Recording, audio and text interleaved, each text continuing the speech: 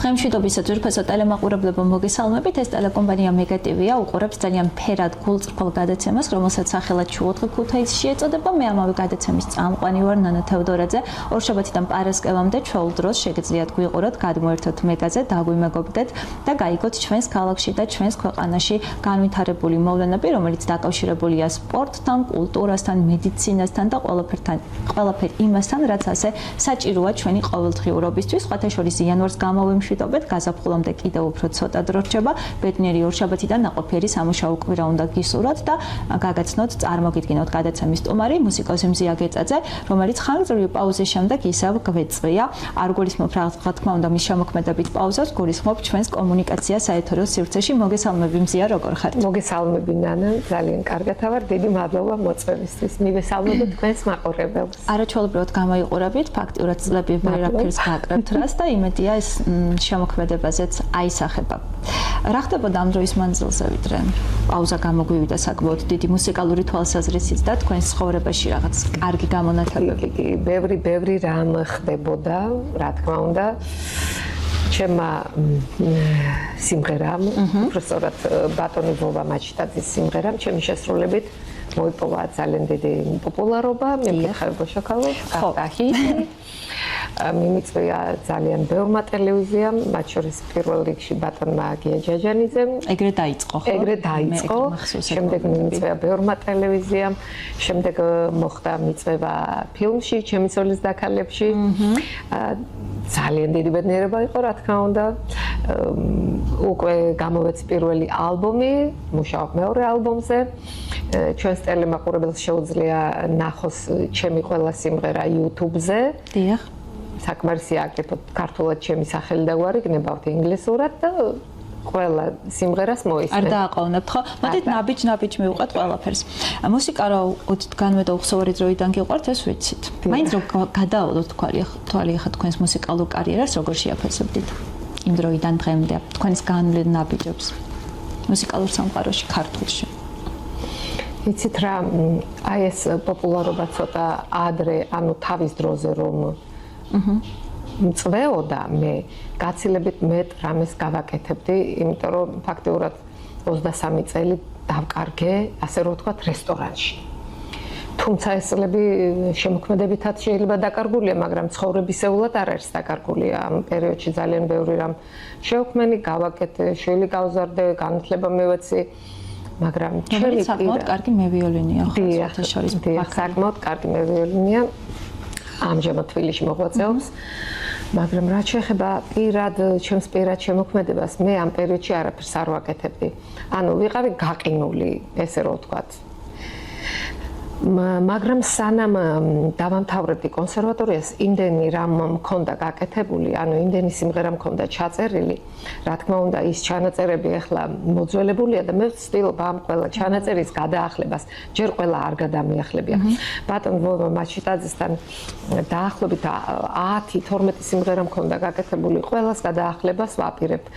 იმიტომ კი არა რომ შეიძლება გახიტდეს ან არ გახიტდეს, ეს მე წინასწარ ხო არ ვიცი, მაგრამ იმიტომ რომ არ დაიკარგოს, ეს ჩემი შემოქმედებაა, ჩემი სიმღერებია და როგორც დედას უყვარს თავისი ბავშვები, ისე მიყვარს მე თითოეული ჩემი სიმღერა. ქალბატონო მზია, 23 წელი საკმაოდ ბევრი დროა, ხო? დიახ. აი ეგრეთ წოდებულ სარესტორნო ბიზნესში ბრძანდებოდით და ასრულებდით ამა თუ იმ კომპოზიციას. ისიც თქვით, რომ არ დაგიკარგავთ როგორც ადამიანს, ალბათ ბევრი ადამიანი გაიცანით ეს კომუნიკაციები, თუმცა 23 წლის შემდეგ რომ იწყებთ საკუთარი შემოქმედების, ესე ვთქვათ, თავიდან აკინძვას, აი ეს 23 წელი იკარგება თუ აი იულად მოახდინეთ გადართვა? გადართვა რთული არ იყო, ნანა, იმიტომ რომ მე ყოველთვის გრძნობდი ჩემ თავში, როგორი ვიყავი მე, როგორი შემოქმედი ვიყავი, როგორი მომღერალი ვიყავი. კი, მართალია რესტორანში ჩვენ სულ სხვა რეპერტუარს ვმღერივართ და იმას ვერ ვმღერივართ, რაც ჩვენ გვინდა, მაგრამ სცენაზე ხო ვიყავი, ფორმაში ხო ვიყავი, კომუნიკაცია ხო მქონდა ამ ხალხთან. ფაქტიურად მაინც სახეზე ვიყავ. რეპეტიციას გადიოდით, ხო? რეპეტიციას გავდიოდი, ცოტა დიდი გამომიგდეს რეპეტიცია. თავარია ნაყოფიერი იყო ჯამში. საკმაოდ ნაყოფიერი, იმიტომ რომ როცა მე რაღაცას ვაკეთებდი, დაუშვათ სარესტორნო სიმღერებს, იქ იმის პარალელურად ვაკეთებდი ისეთ სიმღერას, რომელიც საერთოდ არ მიმღერია რესტორანში. ჯაზი, ბლუზი, რაღაც სხვანაირი ალტერნატიული მუსიკის რაღაც ნიმუში არსად არ მიმღერია. არავინ არ იცის თუ მე შემიძლია ან თუ მღერი რამე სხვა ჟანრს. ეხლა საქართველოში არსებულ რესტორნებს რო გადავხედოთ და უშუალოდ მათ, სადაც თქვენ მუშაობდით, თან წარსულში გამოცდილება გქონიათ. როგორ ფიქრობთ, თუნდაც აი ეს მუსიკალური მიმდინარეობები რო შეიცვალოს, თქვათ, რამდენად იმუშავებს კარგად გაიზარდოს მსმენელები და უშუალოდ იმ ადამიანებისთვის, ვინც მუსიკოსების როლში არიან წარმოდგენილები. ანუ ყველა ვერ დარჩება სცენაზე მართლაც. ანუ ეგ არის მხოლოდ და მხოლოდ პრობლემა და ამას უწევენ ანგარიშს, როგორ ფიქრობთ? არა, მაგას ანგარიშს კი არ უწევთ. თუ კი შეიძლება მიმდინარეობა, ნახეთ, ჩემ პერიოდშიც იყო ეს, როცა ინტერნეტიდან ძალიან დიდი მასალა მოზღვევებული მოდიოდა და ახალგაზრდები როცა სხედან დარბაზში, ხო, ისინი სულ სხვა ალტერნატიულ მუსიკას ითხოვენ და არა იმას ჩვენ რაც ჩვენთვის უფრო ის არის ახლობელი მისაღები ძველი ხო ეს არ უნდათ უკვე უნდათ ახალი და ფაქტიურად ვიღაცას ეს ჰაუსი უნდა ვიღაცას ეს ჰაუსი ნუ პირობითად სხვა მუსიკა უნდა ახალგაზრდობას და თუ ჩვენ გადავერთვებთ იმ სხვა ტალღაზე ფაქტიურად როგორ გამოვა იცი ეს ძველი სიმღერები ძველი მუსიკოსები საჭირო აღარ იქნება უნდა ჩანაცვლდეს რაღაცა ახალით ხო გამიგეთ, ამიტომ ბევრი ვეღარ შეინარჩუნებს რესტორნის სცენასაც კი. ესე გებია. პოპულარობა ახსენეთ და ეს ბოშაქალო გარდამტეხი აღმოჩნდა თქვენთვის? ბოშაქალო. როდის გამოჩნდა? რამდენი წლის? მე გეტყვით, ბოშაქალო ჩემთვის დაიწერა 1000 ხო, ეგ ვიცი რომ 94 წელს, მაგრამ პანდემია რო დადგა, ნანა, პანდემიის დროს უბრალოდ ხელახლა ჩავწერე ეს და რაღაც ვიდეო რგოლი წყალტუბოში გადავიღეთ ეს სახელ და ავტვირთეთ YouTube-ზე. მეთქი მეც მქონდეს ჩემი YouTube კანალი, რატო არა? YouTube არხი ხო. აქედან წამოვიდა ეს იმან ნახა, ამან ნახა მე ვიღაცამ TikTok-ზე წავიღო და TikTok-მა გაიტანა. გახდა ცნობილი TikTok-იდან. აი ეს ატვირთვიდან რამდენ ხანში ეწვია ესეთი პოპულარობა? ატვირთვიდან რამდენიმე თვეში, ანუ ზაფხულში ხო გადავიღეთ. მეორე გაზაფხული მოსული არ იყო, რომ უკვე ეს გახდა პოპულარული. და რატო გახდა, როგორ ფიქრობთ? რა მოიწონათ ესე ძალიან? მე თვითონაც ვერ მივხვდი თავიდან, მაგრამ ალბათ მოეწონათ თემატიკა, რაზეც არის სიმღერა შექმნილი. სიმღერა შექმნილი, მიმკითხავე. ახლა მკითხაობა ხო იცით, რომ ნუ ქრისტიანულ სამყაროში ეს არ არის მიღებული თემა, მაგრამ თურმე თანამედროვე სამყაროში იმდენი ხალხი მკითხაობს, მეც არ ვიცოდი. მე თვითონ მე ახლა წლები არ მაკლია და აი ბავშვობის შემდეგ, აი ჩემი სტუდენტობის შემდეგ ყავაში არავის ჩემთვის არ უმკითხავები, არ ჩაგვიხედია და მაშინ რაღაცნაირად ვერ თამოდით გოგოები. რაღაცებს ხედავდით ესა თითქოს მომავლის განჭვრეტა გვინდოდა რაღაცნაირად. ხო და ამდენი წლების მერე ისევ აქტუალური არის თურმე ეს თემა ჩვენს ქვეყანაში. ანუ ძალიან ბევრი ადამიანი ჩუმად, ანუ კულუარებში, მაგრამ აიც დადის ამ კითხავთან თურმე. და ეს არის მხოლოდ და მხოლოდ ერთ-ერთი ეს არის ერთ-ერთი მიზეზი. ანუ ტექსტი, ეს თემატიკა და მუსიკა, რა თქმა უნდა, იმიტომ რომ მუსიკა და ტექსტი თუ არ ერწყმის ერთმანეთს, ცალ-ცალკე არ გამოვიდოდა არანაირად. მუსიკაც სხვანაირია და მე ახალი ფონოგრამა რო გააკეთდა, რემიქსი გავაკეთე მე. ის მართლა ძალიან თანამედროვეა. რამდენჯერ შეასრულეთ სიმღერის პოპულარობის შემდეგ ეს სიმღერა? ხომ დაგითვლი? უამრავჯერ, ამას ნამდვილად ვერ დავიტოვე. სადაც მოვხვდები, ყველგან ითხოვენ შეავასრულო ბოშაქალო. აი, მე ვიდეოც მაქვს ნახე, სადაც ახალგაზრდები არაჩვეულებად ერთობიან და თქვენს მღერით იქ. მე თვითონ უამრავი ვიდეოს მიგდებდნენ ახალგაზრდები და მარტო საქართველოსდან კი არა, საზღვარგარეთიდან. მახსოვს ერთი იყო, რომელიღაც გემიდან ჩამიგდეს ვიდეო, რომ ხმელთაშუა ზღვაშიო თქვენი სიმღერა ჰიტიაო და ყველა ნაციის ანუ ეროვნების ადამიანს ეცეკოს და ჩამიგდეს. ქალბატონო მზი ამ პოპულარობამ თქვენში რა შეცვალა? ჩემში რა შეცვალა? ეხლა განსაკუთრებული ისეთი არაფერი, მაგრამ მე მიხარია, მე უფრო ბედნიერი გავხდი, უფრო მოტივირებული გავხდი და კიდე რა თქმა უნდა ამ პოპულარობა მომიტანა ახალგაზრდების ძალიან დიდი სიყვარული. მე დღესაც რო დავდივარ ქუთაისის ქუჩებში გნებავთ თბილისში რო ჩავდივარ მაჩერებენ ახალგაზრდა თაობის წარმომადგენლები ყველას უნდა ჩემთან ფოტო რასაც სიამოვნებით ვაკეთებ როგორ ფიქრობთ კიდე შექმნიან თქვენთვის სიმღერას ან შექმნით თქვენ თავად რომელიც ისეთი პოპულარული იქნება ან რაღაც კუთხით შეიძლება კონკურენცია თავად ბოშაქალოსაც კი გავუწიოს ხო იცით რა არის რთული ამისი ამოცნობა წინასწარ მთავარი მაინც არის თემატიკა ისეთი თემატიკა უნდა იყოს ხო თემატიკა მუსიკის და ტექსტის თანხმედრა და რითმი უნდა იყოს არ უნდათ ნელი სიმღერები არ უნდათ ჩვენ უფრო ლირიკოსები ვიყავით წინათაობის წარმომადგენლები ქართული ლირიკა გვიყვარდა ესეთი გაწელილი ფრაზები ძალიან ლირიული სიყვარულის ამბავი და ეხა სხვანაირი თაობა მოვიდა ცხოვრება წინ წავიდა სწრაფი ტემპით ამათაც უნდათ აჩქარებული ტემპის სიმღერები თანამედროვე თაობას და უნდათ დრაივი ხო ახალ ალბომზე რამდენი ხანი მუშაობდით და იდეა ალბათ დიდი ხნის მანძილზე გქონდა. რთულია ხო? ესე იგი პირველი ალბომი რო გამოვეცი, ფაქტიურად მე პირველი ალბომისთვის სიმღერები არ მიძებნია. მე სიმღერები მქონდა. უბრალოდ გადაახლებას ვაკეთებდი ეტაპობრივად და ძალიან მალე დავასრულე და გამოვეცი პირველი. ახლა მუშაობ მეორე ალბომზე. რამდენი სიმღერას აერთიანებს ეს ალბომი? 14-15. რა ქვია სახელწოდება ალბომის? პირველი ალბომის სახელწოდება რა თქმა უნდა არის მიმკითხავე ბოშაქალო. სხვანაირად ორი. მეორე ალბომის სახელწოდება იქნება არაფერს ვნანობ. და ეს კომპოზიციები თქვით რომ არ გქონდათ ესე ვთქვათ ბევრი სამუშაო, ალბათ უნდა გეფიქრათ როგორ რა პრინციპით ახალი არანჟირება უნდა გამიკეთებინა უბრალოდ რომ ბევრი სიმღერიდან როგორ ამოარჩიეთ ახლა ეს 14 სიმღერა რა პრინციპით ისევ მსმენელების მუსიკალური გემოვნებიდან გამომდინარე თუ მხოლოდ და მხოლოდ საკუთარ მეზეთ არა ამჯერად უბრალოდ ვეცადე რომ არ დაკარგულიყო ჩემი არც ერთი სიმღერა რომელიც გავაკეთე ჩემი ახალგაზრდობის დროინდელი სიმღერები რო არ დაიკარგოს, იმიტომ რომ მაშინ სულ სხვა მუსიკალური მიმდინარეობები იყო, სულ სხვა გემოვნება იყო და სხვა მოთხოვნა. ახლა არ არის ის, შეიძლება ეს სიმღერები ახლა ჩვენი დროისთვის ცოტა ან ჩამორჩენილია, ან ისე არ არის მისაღები, ან შეიძლება რაღაც მომენტში უსწრებდეს კიდევაც. მაგრამ არ მინდა დაიკარგოს არც ერთი, იმიტომ რომ შეიძლება გავიდეს კიდე 30 წელი და ჩემი რომელიმე ის ძველი სიმღერა გახიტდეს. იმიტომ რომ ამას ვერ გათვლი წინას, რა არის? რომ იმკითხავ, მაინც ვერ გაიგებ, ხო? გაიგებ. არა პროგნოზირებადი არის ეს ყველაფერი. ვერ გაიგებ. და იგივე ბოშაქალოს დამსახურება სერიალში გამოჩენა, ხო, რომელიც საქართველოში ერთ-ერთი პოპულარული სერიალია. მე გეტყვით სერიალში გამოჩენა. როგორ მოხდა ეს ამბავი? როგორ მოხდა? როცა მე გავხდე პოპულარული, ბევრმა ტელევიზიამ მიმიწვია და რა თქმა უნდა, მომღერალი როცა არის უკვე 50 პლუს ასაკში, მას აქვს რაღაც წარსული, ხო?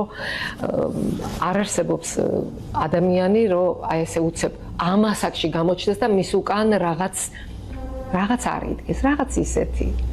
მე დავჯიქი ეთერში და მოვყევი ეს რაღაც ისეთი წარსული, სად ვიყავი აქამდე, რატო არ ჩანდი, რატო ვიყავი მარტო რესტორნის იმედად და რატო არაფერი არ გავაკეთე, იმიტომ რომ საკმაოდ რთული წარსული მქონდა. და ამის შემდეგ, ანუ იმის მიხედვით მე რამდენად გულწრფელი ვიყავი ამ გადაცემებში, როგორ საუბრობდი, აი ეს მოეწონათ ჩვენს რეჟისორებს როგორ ჩანს და მიმიწვია შემდეგ casting manager-მა და გავიარე casting-იდან დამამტკიცეს როლზე. აი ესე იყო. ამ გამოცდილებასაც თქვენ ცხოვრებაში რომელიც უცებედად მოვიდა, დღეს როგორ იხსენებთ? და სიამოვნებით დაბრუნდებოდით. ეს არის ყველაზე კარგი რა, რაც ჩემ ცხოვრებაში მოხდა და ძალიან დიდი სურვილი მაქვს, რომ კიდე მიმიწვიონ რამე სხვა ფილმში სათამაშოდ, იმიტომ რომ უკვე რაღაც ალღო აუღი, გამიგეთ, ამის ნიჭი მე კი მქონდა, მაგრამ ეს ნიჭი არსად არ გამომიყენებია და არც ვიცოდი როგორ და რა დოზით შემეძლო მისი განვრცობა, გამოყენება არ ვიცოდი, მაგრამ ეხლა რახან კონკრეტულად გავიარე ეს რაღაც ეტაპი, ჩემი ცოლის დაქალების ბოლო სეზონში მთლიანად ვითამაშე, უკვე მაქვს გამოცდილება. ეს ძალიან მნიშვნელოვანია. იმედია დაგიკავშირდებიან შესაბამისი ადამიანები და რაღაც ახალ გამოცდილებებს და შეგრძნებებსაც ვითამაშებ. ახლა წარსულში საკმაოდ დატვირთული იყავით კონცერტების რაოდენობით გულისხმობ. ეხლა რა ხდება ამ კუთხით? იყო ბევრი კონცერტები, იყო ბევრი მიწვევები, იყო სატელევიზიო გადაცემები. სატელევიზიო მიწვევები ახლაც მაქვს ბევრი ტელევიზიიდან. ქუთაისში თქვენთანაც ვარ ახლა დღეს ასევე ვიყავი ჩვენს მშობლიურ რიონში თბილისში ხშირად მივდივარ პოსტივიზე ასევე რუსთავი 2-ის ეთერში ხანდახან იმედზეც რა თქმა უნდა ბატონ ჯაჯანიძესთან კონტაქტს არ ვწყვეთ რა თქმა უნდა და თუ რამე ისეთ შევქმნი რომელიც წავა იმ გადაცემაში რაც დაუშვათ უნდა ჩაიწეროს ხანდახან მიწევს მოცდა რამდენიმე თვის მანძილზე. აი მეორე სიმღერა რომელიც დავაპრემიერე მე ბატონ გია ჯაჯანიძესთან ეს ხო არაფერს ნანობ და რამდენიმე თვე დიცდიდი სანამ შესაფერისი გადაცემა არ იქნებოდა ეთერში. ეს საეთერო კუთხეს რაც შეეხება და აი კონცერტების მხრივ რამდენად ბრძანდებით განებივრებული მე გითხეთ. კონცერტების მხრივ მანამაიც ახლა განებივრებული არა ვარ, უფრო კერძო მიწვევები მაქვს. დაუშვათ იგივე ქორწილზე მიწვევა, იგივე ნათლობაში რა თქმა უნდა. ნათლობაში ან დაბადების დღეზე, რა ვიცი, ან შეიძლება კორპორატიულზე, ვინც დამიძახებს, მოკლედ სიამოვნებით ჩემი თავი შემოგეულოთ. უკეთ ახალ ალბომზე მუშაობთ, როგორც გითხარით, რამდენი სიმღერა იქნება გაერთიანებული ამ ალბომში და როდის იხილავს დღის დათლეს დაახლოებით? ალბომში იქნება 15 სიმღერა. დაახლოებით 7 მაქვს უკვე გაკეთებული. 2 სულ მალე დავასრულებ და 2 ცოტა მოგვიანებით 14 კიდე 1-4 სიმღერაც. ნუ დაახლოებით თვეები დაჭირდება ამას, იმიტომ რომ უცებ არ კეთდება. ნუ გაზაფხული, ზაფხული სადღაც შეიძლება ზაფხულში, შეიძლება სექტემბერში ესეთნაირად, ხო, იმიტომ რომ ხო უნდა მივიდეთ იქამდე, უნდა შეივსოს რაოდენობა და შემდეგ გამოვიშვებ მეორე ალბომს. ქალბატონო მზია, ერთ ალბათ მუსიკოსი წერდა სიმღერას, ან ქმნიდნენ მისთვის სპეციალურად და კიდე მეორე დამატებითი დაამძაფრებს ამ ყველაფერს, როცა მუსიკალური რგოლის გადაღებაც არის შესაძლებელი. ხო, ამ რაღაცებს პარალელურად როგორ ათვისებთ ხოლმე? აი, ეგ არის გადაღების ის მომენტი ცოტა რთულია, იმიტომ რომ ნახეთ გადაღებას თავისებური ბიუჯეტი უნდა ხო და ცალკე სიმღერაზე, ცალკე იმაზე უკვე მე ვერ ვწვდები, მე არავინ არ მაფინანსებს.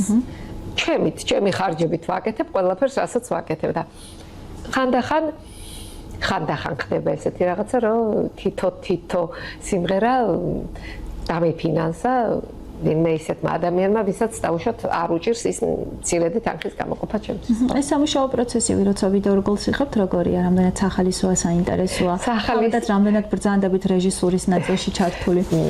რეჟისურის ნაწილში მე არ ვერთვები, არა. მე ვისაც ავიყვან, რომ აი უნდა გადავიღოთ, მოიფიქრე, რა უნდა გავაკეთოთ, როგორ და მთლიანად ვენდობი მას. ვუგდებ სიმღერას, მოისმინე და წარმოიდგინე, როგორ რა და ჩამოყალიბდი და როგორც კი დამიკავშირდება, რომ აი მზათა ვარ და მოდი ვიღებთ, მივდივართ ან ქუთაისის ლოკაციაზე, ან გნებავთ წყალტუბოში, ან გნებავთ, რა ვიცი, ერთი ვიდეო რგოლი გადავიღეთ დადიანების სასახლეში. ძალიან კარგი გამოვიდა ესეთ კმაყოფილი ვარ იმ სიმღერის. ხო, აი ესეთნაირად სახალისოც არის, საინტერესოც არის და მე ამდენი რომ წასული ხარ ერთი დღე, ორი დღე ამ ფორმაში, ამ კოსტიუმში, მეორე კოსტიუმში ამის შეჯერება რო ხდება ძალიან კარგია ბოლოში აკინძული, როცა უყურებ დასრულებულ პროდუქტს. დიახ. ძალიან კარგი. მოკლედ, კომპოზიცია არაფერს უნანობ, რომელსაც ასევე დადებითი და კარგი გამოხმაურება ჰქონდა სოციალურ ქსელში და სოციალურ სივრცეში. გვიანბეთ ამ სიმღერაზე ვისაკუთვნის?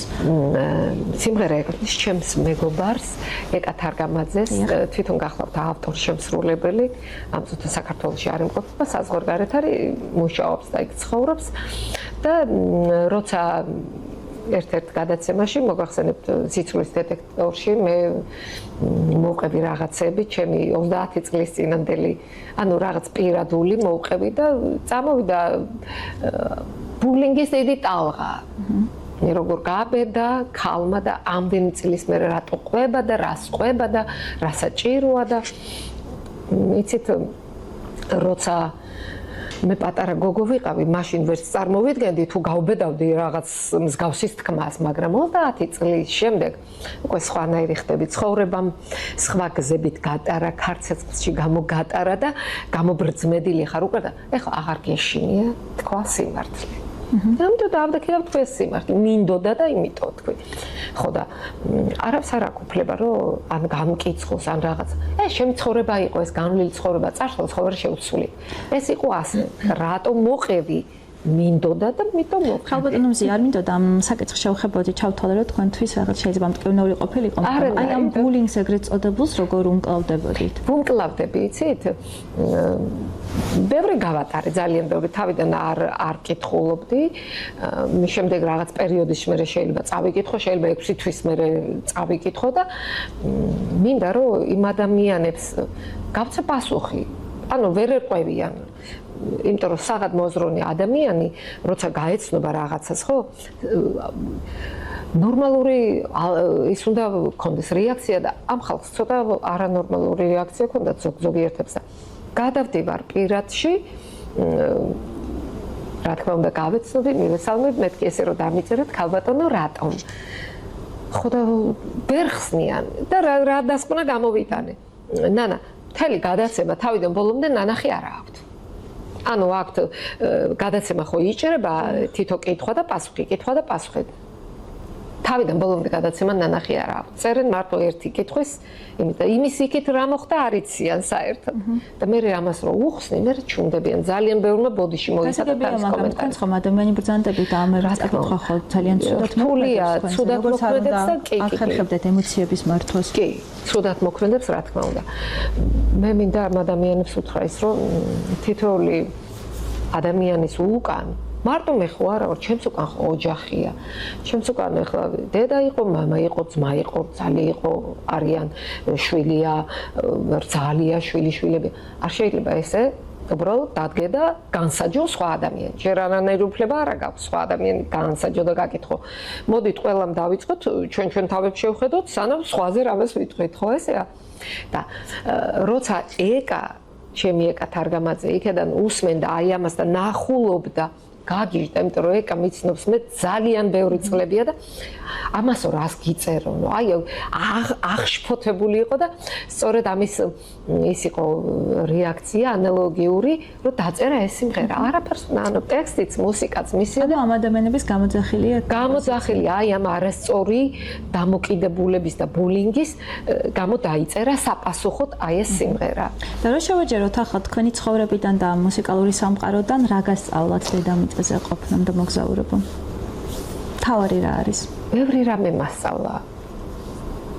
ამ ცხოვრება ყველაფერს გასწავლის ეტაპობრივად. ახალგაზრდობაში შეიძლება იმდენი არ იცოდი, მაგრამ როცა 50 პლუს რაღაცა უკვე იმდენი რამე იცი, მაგრამ ცხოვრება ისეთია, ყოველ დღე ვსწავლობ. ახლაც ვსწავლობ მე ყოველ დღე გნებავთ ურთიერთობებს, როგორ მოვიქცე რამე ისეთი, არ შემეშალოს რაღაც ისეთი, ვინმეს არ ვაწყენი უნებლიეთ, თორე სპეციალურად არ ადამიანებს, ვინც გაკრიტიკებს. თუნდაც იმ ადამიანებს ხო, იმიტომ რომ იმათ არ იციან. ხშირად მიმიწევდი, ხო, აი თქვენ რო იცოდეთ, რომ მე როგორი ადამიანი ვარ, თქვენ ამას არ დაწერდით. ხო, ისინი ხომ მე არ მიცნობენ და უცხო ადამიანს გაატარეთ. იმიტომ რომ არ იცი შენ ეს, შეიძლება აი ესე ჩანს რაღაცა, მაგრამ ისე არ არის. ხანდახან შენ თვალებსაც არ უნდა დაუჯერო და ხანდახან შეყურებსაც არ უნდა დაუჯერო. იმიტომ რომ რაც ჩანს, იმის უკან შეიძლება სულ სხვა რამე დგას, შეიძლება ყველაფერს ხო ვერ იტყვი, ტელეეკრანიდან ყველაფერს ვერ იტყვი. რაღაც მეც არ მithქვამს ყველაფერი, მეთქვი ძალიან მოკრე კონკრეტული რაღაცა, პატარა რაღაცა, რამაც ჩემზე პირადად იქონია გავლენა ჩემს ცხოვრებაზე, ჩემს ფსიქიკაზე, ჩემს ყველაფერზე მოკლედ რა. გისურვებთ სულიერ სიმშვიდეს და ბედნიერებას. ეს ძალიან მნიშვნელოვანია. კი. ქალბატონო მზია ვართ ქალაქში, რომელსაც უდიდესი წარსული აქვს. კი. რომელიც მე პირადად ძალიან მიყვარს. თქვენთვის რა არის ქუთაისი? ყველაფერია ქუთაისი. ამდენი წელია ხო ხედავთ, მე შემეძლო, სად არ შემეძლო წავსულიყავი, მე არსად არ წავედი. არ მინდა სხვაგან წასვლა უბრალოდ. აი რო არ გამოხვალე ხა ყოველდღე ქალაქში მოედანზე გაივლი, გამოივლი 1000 ნაცნობს ხიდის გარეშე როგორ უნდა იყოს? ხიდზე თუ არ გადავედი, რუსთაველის ხიდზე თუ არ გადავედი, ბაგრატზე თუ არ ავედი, აი როგორ შეიძლება სხვანაირად? ჩემო ძვირფასო. მე მგონი რომ არ შეიძლება. არ შეიძლება, ვერ წავედი. თბილისშიც კი ვერ გადავედი, ნანა. თუმცა სურვილი მაქვს, მინდა, მე უწინაც მიფიქრებ, ვერ მივდივარ, რაღაც მაჩერებს ან და მატივით მიზიდავს ჩემი ქალაქი. მოკეთ ქალბატონომზია ვიძრეთ დღეისათვის ნანალა დაგემშვიდობებით ქუთაისი მიყვარს გიყვართ ასევე მუსიკა მემზადებით რიგით მეორე ალბომისთვის რომელიც შეიძლება დღისნათლე იხილოს გაზაფხული ზაფხულის შემოდგომაზე თუმცა წლის მიწურულამდე ის დრო არ აუცილებლად იქნება რა სიმღერაზე მუშაობთ ახლა და რაღაც ვიდეო რგოლს თუ შესთავაზებთ კონცერტ გუნდს მე ამ წუთას მუშაობ ორ სიმღერაზე ერთი არის ნინა ჩადუნელის სიმღერა გადავარქვი კიდე მოვიწყე შენი გულისთვის ჩემი გულისთვის შენი გულისთვის ასე ქვია სიმღერას მეორე არის ბატონი ბობა მაჩიტაძის ძველი სიმღერა რომელსაც მომღეროდი გახლებას ვაკეთებ მეფერებიან შენი თითები ანუ სასიყვარულო ნოტაზე ვჩები სხვანაირად არ შეიძლება სიყვარულის გარეშე როგორ შეიძლება ცხოვრება ნანა მოკეთ ძალიან დიდი მადლობა რომ იყავით ჩვენი სტუმარი ბედნიერ კვირას გისურვებთ ბედნიერ წლებს გისურვებთ ბევრ საინტერესო ემოციას გისურვებთ და ყველა მესე უწყინრად სიყვარულით აკეთოს ის რაც ძალიან უყვარს ალბათ ეს არის ერთ-ერთი უნიშნელოვანესი რაც ყველაზე მეტად გამოდგება დედამიწაზე ყოფნის ჟამს და მე არ ვიცით რა იქნება თქვენ მკითხეთ რა არისო აი ამ დიდი ცხოვრებისეული გამოცდილების მთავარი რა არისო მთავარი ეხლა მკითხეთ და კონკრეტული პასუხი არ გაგეცეთ მთავარი არის ადამიანური ურთიერთობები ადამიანური ურთიერთობები როცა ჩვენ ურთიერთობას დავალაგებთ და ვისწავლით როგორ უნდა ვიურთიერთობთ ჯანსაღი ურთიერთობები დიახ ნებისმიერ ადამიანთან სტატუსისა და ასაკის და ყველაფრის პროფესიისგან მიუხედავად დაუშვათ ურთიერთობები ადამიანური ყველაფერი იქნება ძალიან კარგი. და მეც გისურვებთ თქვენ დასრულიად საქართველოს რომ ყველაფერი იყოს ძალიან კარგად. დღეისათვის დაგემშვიდობებით, მადლობა რომ ბრძანდებოდით ჩვენი სტუმარი და ტელემაყურებლებს დაუტოვოთ კომპოზიცია, ხო? კომპოზიცია. რომელსაც სახელად ჰქვია მონატრება ჩემი ქუთაისის. აქ ქუთაისის სიყვარულზე ვიკითხეთ და ქალბატონი მზია ამ სიმღერით გიპასუხებთ, ხო? ქუთაისისადმი მის სიყვარულზე. მინდა აღნიშნო ბატონი გიო სანიკიძე, ვინც გადაიღო ეს ვიდეო რგოლი ძალიან კარგი მაწველია, ენთუზიაზმით სავსე, თავისი ხედვები აქვს და მოკლედ სული და გული ჩადო ამ კომპოზიციაში. დავტოვოთ კომპოზიცია ტელემაყურებლებს, ჩვენ კი დავიმშვიდობოთ დღეისათვის ერთმანეთს. დიდი მადლობა რომ იყავით ჩვენი სტუმარი. დიდი მადლობა თქვენთან. ძვირფასო ტელემაყურებლებმა მოусმინოთ კომპოზიციას და დაგიბრუნდებით რიგით მეორე სტუმართან ერთად დროებით.